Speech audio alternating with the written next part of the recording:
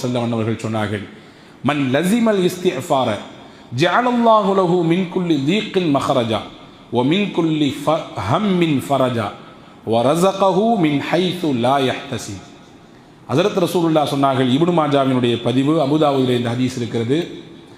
யார் ஒருவர் இஸ்திக்ஃபார் செய்வதை வழக்கமாக்கி கொண்டாரோ, தன்னுடைய அன்றாட செயலில் ஒன்றாக வைத்து கொண்டாரோ, நம்மளில் இருக்கக்கூடிய மைனஸே என்னென்னா, சில விஷயங்களை கேட்கும்போது செய்யணும்னு நினைப்போம், ஆனால் அதை தொடர்படியாக செய்வது ரொம்ப நாதிர், குறைந்த நபர்களை தவிர்த்து மற்ற எல்லோராலும் அதை முழுமையாக தொடர்படியாக கடைபிடிக்க முடியுமா என்றால் அது ஒரு கேள்விக்குறிதான்.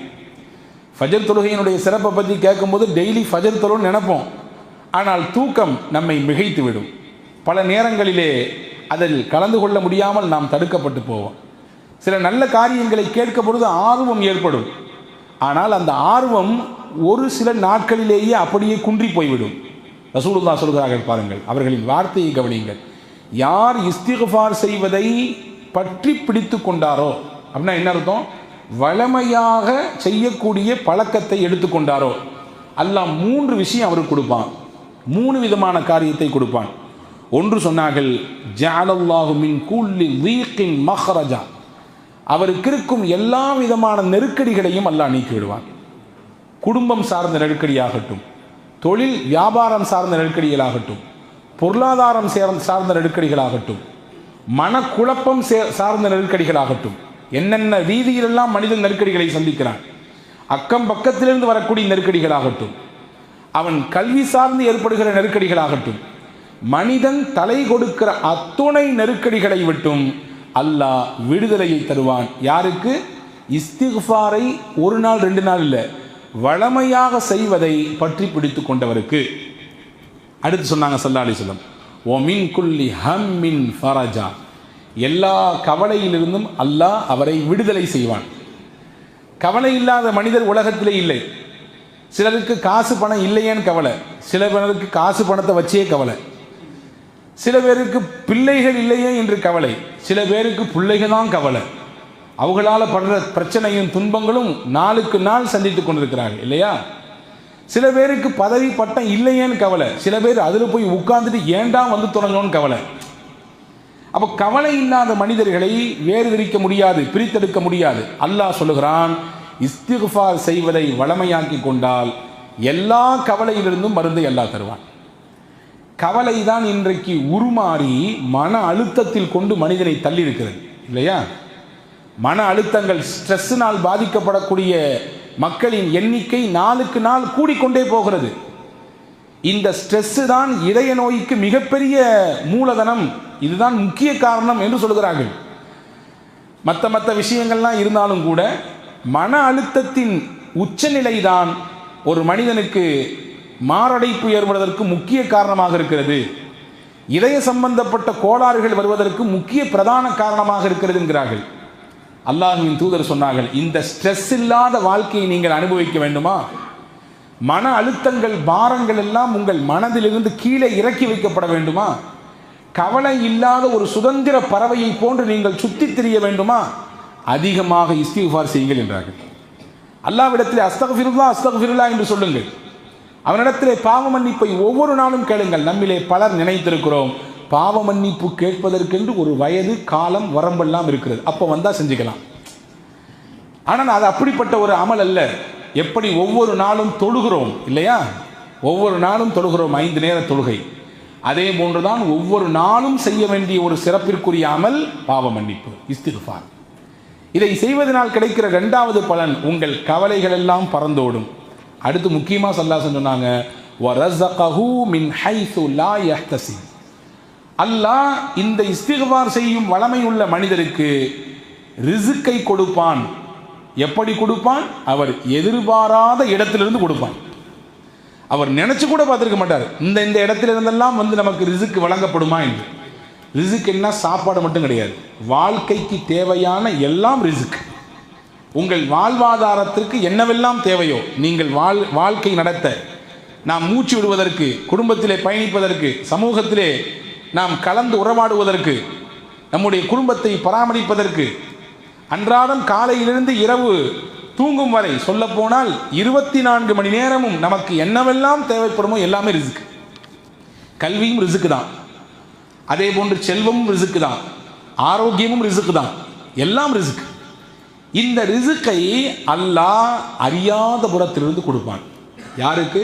இஸ்திக்ஃபார் செய்வதை வளமையாக்கி கொண்ட அந்த மனிதருக்கு என்று நபிகள் நாயகம் ஸல்லல்லாஹு அலைஹி வஸல்லம் அவர்கள் சொல்லித் தருகிறார்கள். எனவே அன்புக்குரிய சகோதரர்களே, இந்த புனிதமான ரமதான் மாதத்திலே அதிகமாக குறிப்பாக நாம் எதிர்நோக்கி இருக்கக்கூடிய அந்த இரண்டாவது பகுதி, ரமதானினுடைய இரண்டாவது மையப்பகுதி, இதுதான் சொல்லப்போனால் ரமதானில் முக்கியமான பகுதிகளில் இது ஒரு முக்கிய இடத்தை பெறுகிறது. எனவே அல்லாஹ்விடத்திலே அதிகமாக பாவ மன்னிப்பு தேடுவதை நாம் வளமையாக்கி கொள்ள வேண்டும். உலகத்திலே எந்த சமுதாயத்திற்கும் கொடுக்கப்படாத ஒரு வாய்ப்பை அல்லாஹ் முஹம்மது ஸல்லல்லாஹு அலைஹி வஸல்லம் உம்மத்துக்கு தந்திருக்கிறான். நமக்கு மட்டும்தான் பாவம் செய்தால் நாமே அல்லாஹ்விடத்திலே நேரடியாக முறையிடலாம், நாமே அதற்கான கூலியை, அதற்குரிய பரிகாரத்தை அல்லாஹ்விடத்திலே கேட்கலாம். இதற்கு முன்னால் உண்டான சமுதாயத்திற்கெல்லாம் அப்படி வாய்ப்பே கிடையாது. பாவம் செய்தால் என்ன செய்ய வேண்டும்? அதற்கு தண்டனை, அதற்கு கூலி, நீங்கள் உங்களை குத்தி கொலை பண்ணுங்கள். ஃபக்துலு அன்ஃபுஸஹும். பனு இஸ்ரவேலர்களே சிலர்கள் இருந்தார்கள், அவர்களுக்கு பாவம் செய்தால் அதற்கான தண்டனை என்ன தெரியுமா? அவர்களே கொன்று கொள்ள வேண்டும். ஒருத்தன் கொலை பண்ணிட்டான், பெரிய பாவம் தான். ஒருத்தன் விபச்சாரம் செஞ்சு போட்டான், பெரிய பாவம் தான். இதற்கு என்ன பரிகாரம்? அவனை மாய்த்து கொள்ள வேண்டும் அல்லாஹ் சொன்னான். ஆனால் முஹம்மது ஸல்லல்லாஹு அலைஹி வஸல்லம் உம்மத்துக்கு மட்டும்தான் சிறப்பான சில விஷயங்களை அல்லாஹ் செய்து கொடுத்தான். சிறப்பான விஷயங்கள். பள்ளிவாசலில் மட்டும்தான் தொழுகை என்பது கிடையாது. அல் அர்து குல்லுஹா மசாஜித். பெருமானா சொன்னார்கள், பூமி முழுக்க பள்ளிவாசல் தான். எங்கே நீங்கள் விரும்பினாலும் தொழலாம். ஆனால் பள்ளியில் தொழுதால் கூடுதலாக நன்மை கிடைக்கும், அது வேற விஷயம். பள்ளியில் தொழுதால் இரட்டிப்பான பன்மடங்கு நன்மைகளை அல்லாஹ் தருவான். அதிலும் குறிப்பாக ஜமாத்திலோடு தொழுதால் உங்களுக்கு 27 மடங்கு 25 மடங்கு கூடுதல் நன்மை கிடைக்கும். ஆனால் தொழுகை என்று வந்துவிட்டால் எங்கேனாலும் தொழலாம். அல் அர்து குல்லுஹா மசாஜித். ஆனால் இதற்கு முன்னால் உண்டான சமுதாயத்திற்கு அப்படி எல்லாம் கிடையாது. குறிப்பிட்ட இடத்தில் வந்து அவர்கள் தொழுதால் மட்டும்தான் அவர்கள் தொழுகை ஏற்றுக்கொள்ளப்படும். நம்முடைய ஆடையில ஏதாவது அசுத்தம் பட்டுவிட்டால் கழுவி கொண்டால் போதுமானது. முன்னால் உண்டான சமுதாயத்திற்கு இப்படி இருந்தது, அந்த இடத்தை அப்படியே கத்தரித்து வெட்டி தூர எறிய வேண்டும். ஆனால் பெருமானா ஸல்லல்லாஹு அலைஹி வஸல்லம் சமுதாயத்திற்கு அல்லாஹ் அப்படி வைக்கவில்லை. அதே போன்று நபிகள் நாயகம் ஸல்லல்லாஹு அலைஹி வஸல்லம் அன்னவர்களுக்கு கொடுக்கப்பட்ட அந்த சமுதாயத்திற்கு வழங்கப்பட்ட சிறப்பு அம்சங்களிலே ஒன்றுதான், ஒருவர் பாவம் செய்துவிட்டால் 2 சொட்டு கண்ணீர் வடித்து அல்லாஹ்விடத்திலே தௌபா செய்தால் போதும், அல்லாஹ் மன்னித்து விடுவான். 2 சொட்டு கண்ணீர் வரவில்லை என்றால் வருவதை போன்று நடியுங்கள் என்று பெருமானா சொன்னார்கள். உபுகு ஃபஇல்லம் தபுகு ஃபத்தபாகு. நீங்கள் கண்ணீர் வடிப்பதற்கு முயற்சியுங்கள் அல்லாஹ்வின் சன்னிதானத்திலே, உங்கள் பாவக்கரைகளை எண்ணி. உங்கள் கண்ணீர் வரவில்லையா, கண்ணீர் வருவதை போன்று பாவனை செய்யுங்கள். அழுவதை போன்று நீங்கள் அல்லாஹ்விடத்தில் நடியுங்கள். தொழுவதை போன்று நடிக்க முடியாது, நோன்பு வைப்பதை போன்று நடிக்க முடியாது, ஜக்காத்து கொடுக்கிற மாதிரி இங்கிட்டு கொடுத்து அங்கிட்டு வாங்க முடியாது, நடிக்க முடியாது. ஹஜ்ஜுக்கு போகாமையே ஹாஜில் போட்டுக்கிட்டு நம்ம நடிக்க இயலாது. ஏதாவது செயலை செய்து நடிக்க முடியுமா? இபாதத்திலே குரான் ஓதுற மாதிரி அப்படி வேற ஏதாவது படிச்சுக்கிட்டு அப்படி நடிக்கிற மாதிரி காட்சிப்படுத்த முடியுமா? அப்படி காட்சிப்படுத்தினால் அதற்கு நன்மை உண்டா? தொழுவதை போன்று ஒருவர் நடிக்கிறார், தொழவில்லை, நன்மை உண்டா? கிடையாது. ஆனால் ஒரு விஷயத்தை அல்லாஹ்வின் தூதர் செய்ய சொல்கிறார்கள், செய்ய இயல்பாக வரவில்லையா, நீங்கள் செய்வதை போன்று பாவனை செய்யுங்கள். அந்த அந்த அந்த அந்த பாவனையை கொண்டு வாருங்கள், அதற்கு அல்லாஹ் நன்மை கொடுப்பார். அப்படி என்றால் எவ்வளவு பெரிய ஒரு பேர் உபகாரத்தை பெருமானா ஸல்லல்லாஹு அலைஹி வஸல்லம் அவர்கள் இந்த உம்மத்திற்கு வாங்கி தந்திருக்கிறார்கள் என்பதை நாம் இங்கே கவனப்படுத்த வேண்டும். எனவே அன்புக்குரியவர்களே, புனிதமான இந்த ரமதான் மாதத்திலே அல்லாஹ்விடத்திலே ஒவ்வொரு நாளும் கண்ணீர் விட வேண்டும். ஒவ்வொரு நாளும் நம்முடைய கண்ணீர் என்பது விலை மதிப்பற்றது. அது அல்லாஹ்வின் சன்னிதானத்திலே விடுமையானால் அதை விட பெரிய விஷயம் அவனை திருப்திப்படுத்துவதற்கு வேற எதுவுமே இல்லை. வீட்டில் திடீர்னு 4 பேர் வந்து நின்று ஏதாவது முறைக்கிறாங்க, கடினமான வார்த்தை பேசுறாங்க, கூடு கும்பிடு போட்டு விடுகிறான் மனிதன் இல்லையா? என்னை விட்டு நான் புள்ள குட்டிக்காரன் சொல்றானா? ஏதாவது வீட்டிலே சிரமம், குடும்பத்திலே பிரச்சனை, தனிமையிலே உட்கார்ந்த அந்த கவலையிலே அவன் கண்ணெல்லாம் கலங்குகிறது. தன் பிள்ளைகளின் எதிர்காலத்தை நினைத்து கண் கலங்குகிறான். தன் தொழிலில் ஏற்பட்ட வீழ்ச்சியை நினைத்து வருந்துகிறான், மனம் வேதனைப்படுகிறான். தன்னை சுற்றி இருக்கக்கூடியவர்கள் கொட்டோ கொட்டென்று கொட்டுகிறார்களே, என்ன செஞ்சு என்னக்கு எதற்கு அப்படி நினைச்சு வேதனைப்பட்டு கலங்குகிறான். இதுவெல்லாம் மனித இயல்பு. அல்லாவின் சன்னிதானத்திலே உட்கார்ந்து தன் கடந்த காலத்தை நினைத்து தான் வந்திருக்கக்கூடிய பாதையில் எவ்வளவு பாவங்கள், எவ்வளவு அல்லாஹ்விற்கு மாற்றங்கள், எவ்வளவு கோபமான காரியங்களை சம்பாதித்திருக்கிறோம் என்று நினைத்து அந்த கடந்த காலத்தை நினைத்து கண்ணீர் விடுகிற பொழுது அந்த கண்ணீர் இருக்கிறது அல்லாஹ்விடத்திலே மகத்தான கூலியை பெற்று தரும்.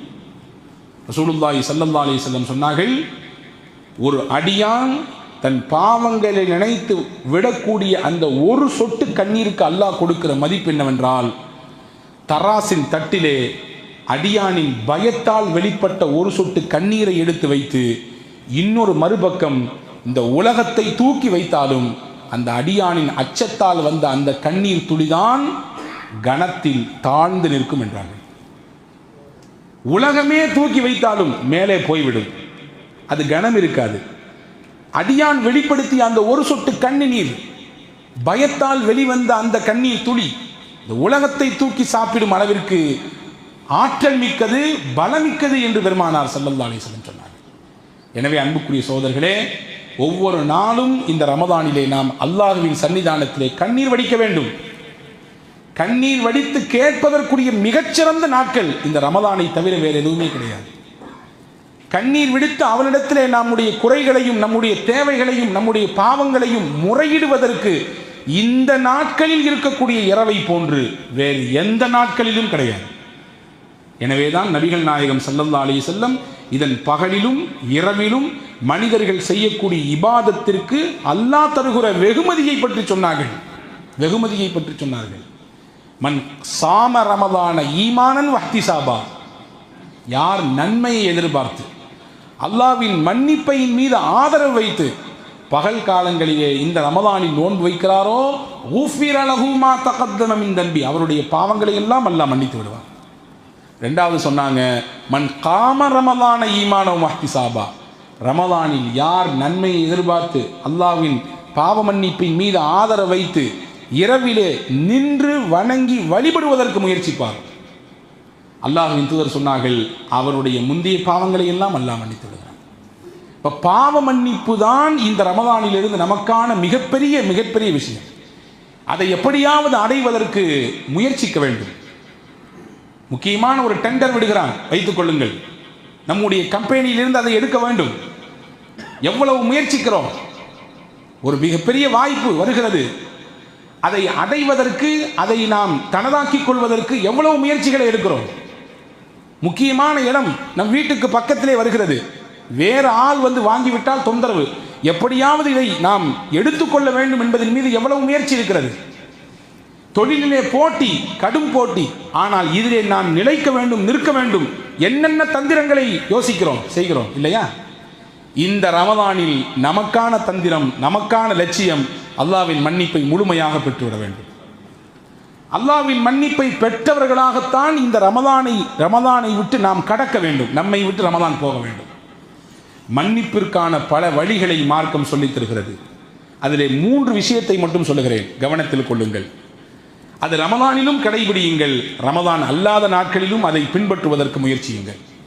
1, அல் முஹாஃபதத்து அல ஸலா, தொழுகையின் மீது பேணுதல் உள்ளவராக, தொழுகையை பேணி பாதுகாக்கக்கூடிய மனிதராக ஒருவர் இருந்தால் அல்லாஹ் அவரை நிச்சயம் மன்னிப்பான்.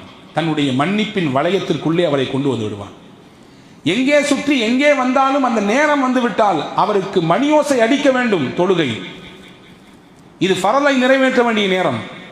பள்ளிவாசலில் போய் முடிந்தால் நிறைவேற்று, இல்லை என்றால் நேரத்தை கடக்க விட்டு விடாதே, தொழுது விடு என்று உங்கள் உள்ளோசை உங்களை உணர்த்தி கொண்டே இருக்க வேண்டும். அப்படிப்பட்ட நபரா நீங்கள்? உங்கள் கையை கொடுங்கள், உங்களை விட சிறந்த நபர் வேறு யாரும் இல்லை. இந்த சிந்தனையில் உள்ள நபராக நீங்கள் வாழ்ந்தால் அல்லாஹ்வின் மன்னிப்பு நேரடியாக உங்களுக்கு எல்லா காலமும் கிடைத்துக் கொண்டே இருக்கும். நபிகள் நாயகம் கேட்டார்கள், அரஐத்தும் லவ் அன்ன நஹரன் பி பாபி அஹதிக்கும் யக்ஸிலு மின்ஹு குல்ல யௌமின் ஹம்ஸ மர்ரா. உங்கள் வீட்டுக்கு பக்கத்திலே ஒரு பெரிய ஆறு ஓடுகிறது, அதிலே நீங்கள் ஒரு நாளைக்கு 5 தடவை குளிக்கிறீர்கள். சொல்லிட்டு கேட்டாங்க, ஹல் யப்கா மின் தர்னிஹி ஷையா, அவர் உடலிலே ஏதாவது அசுத்தம் இருக்குமா, அழுக்கு இருக்குமா? ஒரு நாளைக்கு ஒரு தடவை குளிச்சாலே நீட்டாக இருப்பலாம், ஆனால் 5 தடவை குளிக்கிறார், ஏதாவது இருக்குமா அவர் உடம்பிலே? சஹாபாக்கள் சொன்னார்கள், நிச்சயம் இருக்காது யா ரசூலல்லாஹ். ஃபதாலிக மிஸ்ரு ஸலாத்தில் ஹம்ஸ் யம்ஹுல்லாஹு பிஹின்ன அல் ஹதாயா. இப்படித்தான் ஒரு மனிதர் ஒரு நாளைக்கு 5 முறை தொழுது விட்டால் அவர் பாவங்கள் எல்லாம் அவரை விட்டு உருண்டு ஓடிவிடும். எப்படி 5 முறை குளித்தால் உடலிலே அசுத்தமோ அழுக்கோ நாற்றமோ இருக்காதோ, அப்படித்தான் ஒரு நாளைக்கு ஒருவர் 5 தடவை தொழுது விட்டால் அவர் பாவங்கள் அவர் உடலிலோ அவருடைய இன்ன பிற பாகங்களிலோ இருக்காது, அவர் தூய்மையாகி விடுவார் என்றார்கள் பெருமானார் ஸல்லல்லாஹு அலைஹி வஸல்லம். அப்போ பாவங்கள் அழிக்கப்படுவதற்குரிய முதல் காரணம் 5 நேர தொழுகையிலே நாம் கவனம் எடுக்க வேண்டும். ரமதானிலே பள்ளிகள் தோறும் கூட்டம் நிரம்பி வழிகிறது இல்லையா? 5 நேர தொழுகையும் ஜும்மாவை போன்றிருக்கிறது எல்லா பள்ளிகளும். ஏன் ரமதான் போய்விட்டால் மற்ற நாட்களிலே அந்த ஈடுபாடு வரவில்லை? நாம் நமக்கு நாமே கேட்டுக்கொள்ள வேண்டிய கேள்வி இது. எனவே பாவ மன்னிப்பை எதிர்நோக்கி இருக்கக்கூடிய நாம், ரமதானின் மூலமாக மன்னிப்பை அடைந்துவிட வேண்டும் என்ற லட்சியத்தில் இருக்கக்கூடிய நாம் அதை தொடர்படியாக மற்ற மாதங்களிலும் பெற வேண்டும் என்றால் 5 கால தொழுகையிலே நீங்கள் நியமமாக பேணுதலாக இருங்கள். உங்களுக்கும் எனக்கும் நான் சேர்த்து சொல்லிக் கொள்கிறேன். 2வது காரணம் இஸ்பாகுல் உது வல் மஷி இலல் மசாஜித். ஒதுவை பரிபூர்ணமாக செய்வது, பள்ளிவாசலுக்கு முடிந்த அளவுக்கு நடந்து வருவது, இது உங்களை அல்லாஹ்விடத்திலே அந்தஸ்தை உயர்த்தி கொடுக்கும், உங்கள் பாவங்களை எல்லாம் போக்கும். அதற்கு ரசூலுல்லாஹ் கேட்டார்கள், அலா அதுல்லுக்கும் அலாமா யம்ஹுல்லாஹு பிஹில் ஹதாயா வ யர்ஃபஉ பிஹி தரஜாத். உங்கள் பாவங்களை எல்லாம் அழிக்கக்கூடிய, உங்கள் அந்தஸ்தை அல்லாஹ்விடத்திலே உயர்த்தி வைக்கக்கூடிய காரியத்தை உங்களுக்கு சொல்லித் தரட்டுமா என்று கேட்டு பெருமானார் ஸல்லல்லாஹு அலைஹி வஸல்லம் சொன்னார்கள், இஸ்பாகுல் உது அலல் மகாரி. மனம் வெறுக்கும் நேரத்திலும் கூட ஒதுவை பரிபூரணமாக செய்யுங்கள். ஒது செய்யக்கூடிய அந்த விதத்திலே பரிபூரணத்தை நீங்கள் கையாளுங்கள். ஒரு தடவை செய்வது ஃபர்து, 3 தடவை செய்வது சுன்னத். ஒவ்வொரு உறுப்புகளையும் கழுவது, அது எல்லா நேரத்திலும் அதை மிகச்சிறப்பாக கடைபிடியுங்கள். 1. அடுத்து சொன்னாங்க வக்கஸ்ரத்துல் ஹுதா இலல் மசாஜித். பள்ளிவாசலுக்கு சில எட்டுக்கள் எடுத்து வைத்து நடந்து வாருங்கள். சில எட்டுக்கள். காரணம், நீங்கள் ஒவ்வொரு எட்டை எடுத்து வைக்கும் பொழுதும் ஒரு பாவம் அளிக்கப்படுகிறது, ஒரு அந்தஸ்தை அல்லாஹ் உங்களுக்கு உயர்த்துகிறான். உங்களுக்கான தரஜா அல்லாஹ்விடத்திலே உயர்ந்து போய்கொண்டே இருக்கும். அடுத்து சொன்னாங்க வன்திபாரு ஸலாத்தி பஅத ஸலா. ஒரு தொழுகைக்கு பிறகு இன்னொரு தொழுகையை எதிர்பார்த்து காத்திருங்கள். ஒரு தொழுகைக்கு பிறகு இன்னொரு தொழுகை எதிர்பாருங்கன்னா கரெக்டாக தக்பீர் கட்டின உடனே வர்றதை தவிர்த்துட்டு முடிந்த அளவுக்கு கொஞ்சம் முன்னாடி வந்து சுன்னத்தை தொழுதுட்டு அடுத்த ஃபரதுக்காண்டி எதிர்பாருங்கன்னு அர்த்தம். இப்போ இந்த 3மே உங்கள் பாவங்களை அழித்துவிடும், உங்களை அந்தஸ்தை அல்லாஹ்விடத்தில் உயர்த்தி காட்டும். இப்போ பாவ மன்னிப்புக்கு எளிமையாக நம் வாழ்நாள் முழுக்க பின்பற்றுவதற்குரிய வழியை பெருமானார் ஸல்லல்லாஹு அலைஹி வஸல்லம் இதன் மூலமாக காட்டுகிறார்கள். 2. 3வது பாவ மன்னிப்பை முழுமையாக பெறுவதற்குரிய வழிகளில் 3வது அல்லாஹ் அல் குர்ஆனிலே சூரா யாசீனிலே சொன்னான், இன்னமா துன்சிரு மனித்தபஅ ذிக்ர வ ஹஷியர் ரஹ்மான பில் கைப் ஃபபஷ்ஷிர்ஹு பிமக்ஃபிரத்தின் வ அஜ்ரின் கரீம். நபியே, நீங்கள் யாருக்கு அச்சமூட்டி எச்சரிக்கை செய்ய வேண்டும் என்றால், நம்முடைய உபதேசங்களை யார் பின்பற்றுகிறார்களோ 1. 2வது வ ஹஷியர் ரஹ்மான பில் கைப், மக்களின் பார்வையை விட்டு ஒதுங்கி தனிமையில் இருக்கிற பொழுதும் ரஹ்மானை யார் பயப்படுகிறார்களோ. எல்லாரும் இருக்கும் பொழுது நம்ம இந்த காரியத்தை செஞ்சால் நம்மளை எப்படி பார்ப்பாங்க, ஐயோ வித்தியாசமாக பார்ப்பாங்களே அப்படின்னு நினச்சி ஒரு விஷயத்தை விடுறது, பாவத்தை செய்யாமல் இருக்கிறது வேற. யாருமே இல்லாமல் தனி அறையில் இருக்கிற பொழுதும், பாவத்தின் எல்லா வாசல்கள் திறந்திருக்கிற நேரத்திலும், யாருடைய கண்களுக்கும் அகப்படாத இடத்தில் இருக்கிற பொழுது, எல்லா பாவத்தின் அலைபோசைகள் உங்கள் இடத்திலே வந்த நேரத்திலும் அல்லாஹ் இருக்கிறான்றதுக்காக வேண்டி ஒரு பாவத்தை தவிர்ந்தால், அதற்கு ரசூலுல்லாஹ் சொன்னாங்க, அல்லாஹ் சொன்னா ஃபபஷ்ஷிர்ஹு பிமக்ஃபிரத்தின் வ அஜ்ரின் கரீம். நபியே, அவருக்கு நீங்கள் சுப செய்தி சொல்லுங்கள். அல்லாஹ்விடத்திலிருந்து மகத்தான மன்னிப்பு அவருக்கு இருக்கிறது. வ அஜ்ரின் கரீம், சங்கையான கூலி அவருக்கு நாளை மறுமையிலே காத்திருக்கிறது என்றான் அல்லாஹ். அன்புக்குரியவர்களே, பாவத்தை தவிர வேண்டும். அது வெளிப்படையான பாவமானாலும் சரிதான், அந்தரமான பாவமானாலும் சரிதான், எல்லாரும் சேர்ந்திருக்கிற பொழுதாக இருந்தாலும் சரிதான், குறிப்பாக நம் தனிமையில் இருக்கிற பொழுது நம்மை தூண்டக்கூடிய சில பாவங்கள், நம் மன இச்சைகள் நம்மை அப்படி தட்டி எழுப்பக்கூடிய சில பாவங்கள், இதையெல்லாம் மனிதன் விடுகிற பொழுது அல்லாஹ்வின் மன்னிப்பிற்கு அவன் தகுதி உள்ளவனாக மாறுவான். தனிமை ஒரு மனிதனை ஆக உயரத்துக்கு உயர்த்தவும் செய்யும். அதே தனிமைதான் அதை பயன்படுத்த தவறினால் அவனை அதல பாதாளத்தில் கொண்டு தள்ளிவிடும். தனிமைதான் யாத்திகாஃப். அந்த யாத்திகாஃபிலிருந்து மனிதர்கள் அல்லாஹ்வை துதித்து வணங்கி அவனின் பக்கம் நெருங்குவதற்கு வாய்ப்பு இருக்கிறது. எத்தனையோ நபிமார்கள் தனித்திருந்தார்கள். தனித்திருந்து அல்லாஹ்வை திக்ர் செய்ததற்கு பிறகுதான் நுபுவத் என்ற பேரொளியை பெறுகிற அளவிற்கு ஆற்றல் பெற்றார்கள், வரலாற்றிலே பார்க்கிறோம். ஆனால் அதே தனிமைதான் அதை பயன்படுத்த தவறினால் பல விளைவுகளை, பல்வேறு சறுக்கல்களை வாழ்க்கையிலே சந்திக்க நேரிடும். உமர் இப்னு அப்துல் அசீஸ் ரஹிமஹுல்லா, உங்களுக்கு எல்லாம் தெரியலாம், இரண்டாவது ஜனாதிபதி என்று வரலாற்றிலே சிறப்பு பெயர் பெற்றவர்கள். அவர்கள் பற்றி வரலாற்றில் எழுதுகிறாங்க, உமர் ரலியல்லாஹு அன்ஹு என்ன தன்மலா இருந்துச்சோ அப்படியே அச்சு அசலா அவர்கிட்ட இருந்துச்சாமா. நீதத்தின் உறைவிடம் அவர் எளிமையின் மறு உருவம் உமர் இப்னு அப்துல் அசீஸ். சொல்ல போனால் வரலாற்றில் எப்படி எழுதுறாங்க, 4 ஹுலஃபா உர் ராஷிதீன்கள் இருந்தாங்க, 5வது ஹுலஃபா உர் ராஷிதீன் உமர் இப்னு அப்துல் அசீஸ் எழுதுறாங்க. அவ்வளவு சிறப்பான ஆட்சியை கொடுத்தவர். இந்த சிந்தனையும் இந்த தார்மீக பொறுப்பும் அவருக்கு எப்படி கிடைத்தது? வேற எப்படியும் கிடைக்கல, அவங்களுடைய சந்ததி, அவங்களுடைய முன்னோர்கள் வழியாக அப்படியே அவருக்கு கிடைத்தது. வரலாற்றில் எழுதுகிறார்கள், உமர் ரலியல்லாஹு அன்ஹு அவருடைய ஹிலாஃபத்தின் காலத்திலே இரவிலே ரோந்து போகிறார்கள், ஊரை அப்படியே கண்காணிக்க. போகிற இடத்திலே ஒரு வீட்டிலே உள்ளே இருந்து சத்தம் கேட்கிறது. ஒரு இளம்பெண் பாலை கறந்து வைத்திருக்கிறாள். அந்த இளம்பெண்ணுடைய தாயார் அந்த பெண்ணிடத்திலே சொல்லுகிறாள், கொஞ்சம் தண்ணியை ஊற்றி கலந்து மக்களுக்கு டிஸ்ட்ரிபியூஷன் பண்ணலாம் அப்படின்னு சொல்கிறாங்க. அந்த அம்மா சொல்லுது, பண்ணக்கூடாது, உமர் ரலியல்லாஹுடைய உத்தரவு இருக்குது, தண்ணியை பாலில் தண்ணியை கலக்கக்கூடாது, தப்பு. அந்த அம்மா சொல்லிச்சாமா, உமர் என்ன ஹலீஃபா நம்ம வீட்டில் திறந்து போட்டால் பார்த்துட்டு இருக்கிறாரு, வீட்டின் முகட்டை திறந்தா பார்த்துருக்கிறார், அவருடைய உத்தரவு இருக்கட்டும், நீ கலக்கிறத கலை அப்படின்னு சொல்லி அம்மா சொல்ல, அந்த இளம்பெண் சொன்னது, உமர் பார்க்கல, உமரையும் உன்னையும் என்னையும் படைத்த அல்லாஹ் பார்க்கிறானே, உமர் பார்க்காட்டால் என்ன, அல்லாஹ் பார்க்கிறான், எனவே இந்த தப்பை செய்யக்கூடாது. இந்த பேச்சுவார்த்தை உமர் ரலியல்லாஹுவின் காதில் பட்டது, வேற ஒன்றுமே சொல்லவில்லை. அந்த இடத்தை விட்டு கடந்து போய்விட்டார்கள். வீட்டுக்கு போய் தன்னுடைய மகனை கூப்பிட்டாங்க. அவங்க பேர் ஆசிம் பின் உமர். ஆசிம் ரலியல்லாஹுவை அழைத்து சொன்னார்கள், உனக்கு நான் ஒரு பெண் பார்த்திருக்கிறேன். அந்த பெண்ணினுடைய தன்மை இப்படியானது, அல்லாஹ்வை எல்லா நேரத்திலும் பயப்படக்கூடியது, குறிப்பாக தனிமையில் அந்த பெண் அல்லாஹ்வை அஞ்சுகிறாள். இதை விட வேற என்ன வேணும் பெண் பார்ப்பதற்கு தகுதி? இந்த தகுதியை வைத்து நான் உனக்கு பெண் பார்த்திருக்கிறேன், முடித்துக் கொள்கிறாயா? தாராளமாக முடிச்சுக்கிறேன் நான். ஆசிம் அந்த பெண்மணியை நிக்காஹ் செய்தார். இந்த இருவருக்கும் ஒரு பெண் குழந்தை பிறந்தது.